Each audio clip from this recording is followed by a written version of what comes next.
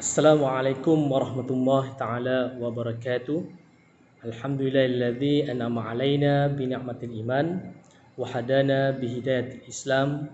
Wassalatu wassalamu ala asyrafil anbiya'i wal mursalin wa ala alihi wa sahbihi ajma'in.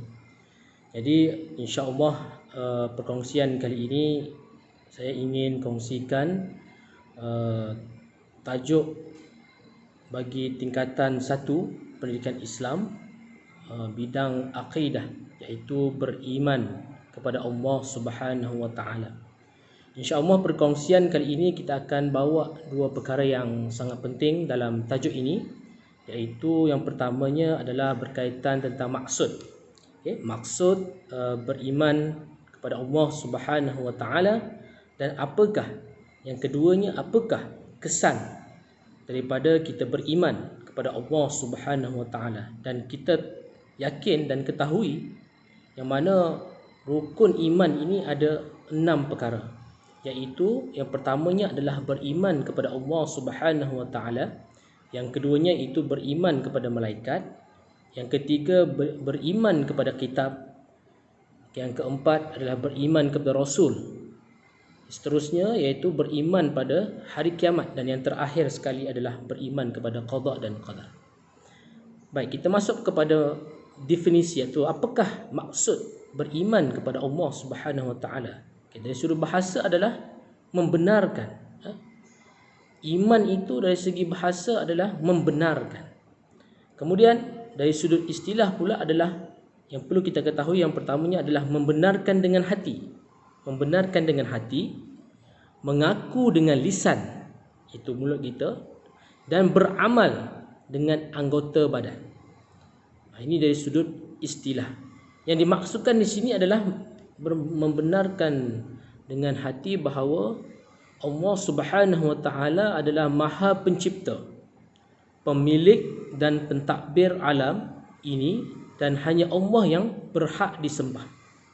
Kemudian keyakinan ini dikuatkan lagi dengan pengakuan lisan dan disempurnakan dengan kepatuhan kepada seruhannya dan meninggalkan segala larangan Allah Subhanahu wa taala.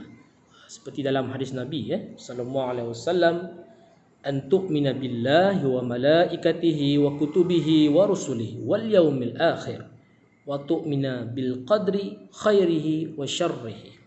Yang bermaksud bahawa kamu beriman kepada Allah Subhanahu wa taala, pada malaikat, kitab-kitab dan rasul-rasulnya, dan hari akhirat, serta kamu beriman kepada ketentuan yang baik ataupun yang buruk. Jadi berdasarkan definisi di sini adalah iman itu adalah kita membenarkan. Membenarkan dengan apa? Yang pertamanya adalah membenarkan dengan hati. Yang kedua mengaku dengan lisan, dan yang ketiga beramal dengan anggota badan. Di sini kita menunjukkan definisi secara ringkas berkaitan dengan iman, iaitu keyakinan kita kepada Allah Subhanahu wa taala, iaitu yang mana yang Allah lah pemilik dan pentadbir alam, dan hanya Allah lah yang berhak disembah. Maka dengan adanya definisi ini, secara jelasnya dia akan menyempurnakan kefahaman kita berkaitan tentang iman. Baik, itu yang pertama berkaitan tentang makna iman. Yang keduanya adalah perkara yang penting juga yang ingin saya kongsikan kepada semua, adalah berkaitan tentang apakah kesan kita beriman kepada Allah Subhanahu wa taala.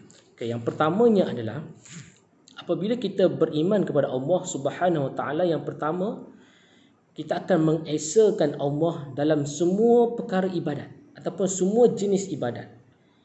Jadi apabila kita mengesakan Allah dalam semua jenis ibadat, maka semua perkara-perkara ibadat kita, seperti kita makan, cara makan kita, solat kita, pekerjaan kita, bersukan kita, menuntut ilmu kita, semuanya hanya kepada Allah Subhanahu wa taala. Kita niatkan kita hanya taat ataupun patuh kepada perintah Allah Subhanahu wa taala.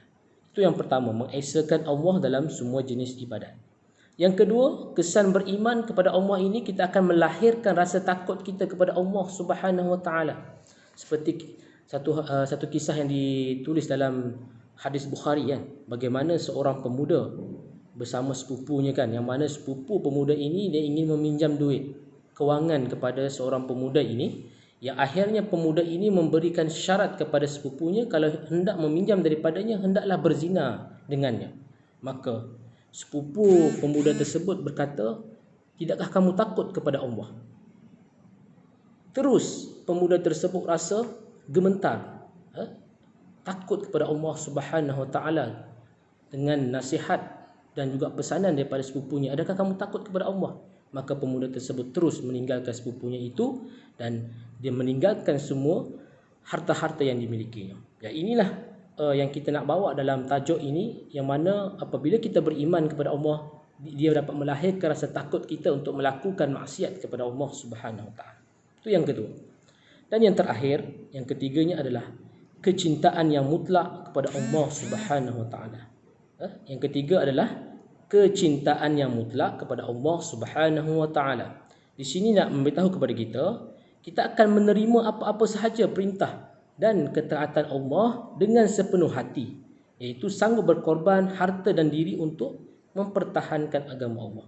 Ini adalah bukti kecintaan kita kepada Allah Subhanahu Wa Taala, yang mana akhirnya seluruh jiwa dan raga kita ini kita infakkan hanya kepada patuh dan taat perintahnya, dan juga kita meninggalkan segala larangannya. Jadi ada 3 perkara kesan beriman kepada Allah Subhanahu Wa Taala, dan tadi kita telah membincangkan secara ringkas berkaitan tentang makna iman, iaitu kita membenarkan dengan hati, mengaku dengan lisan, dan membuktikan dengan amal perbuatan.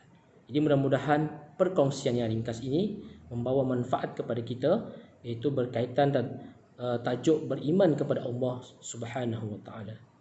Aku liqauli hadza wa astaghfirullahal azim. Assalamualaikum warahmatullahi taala wabarakatuh.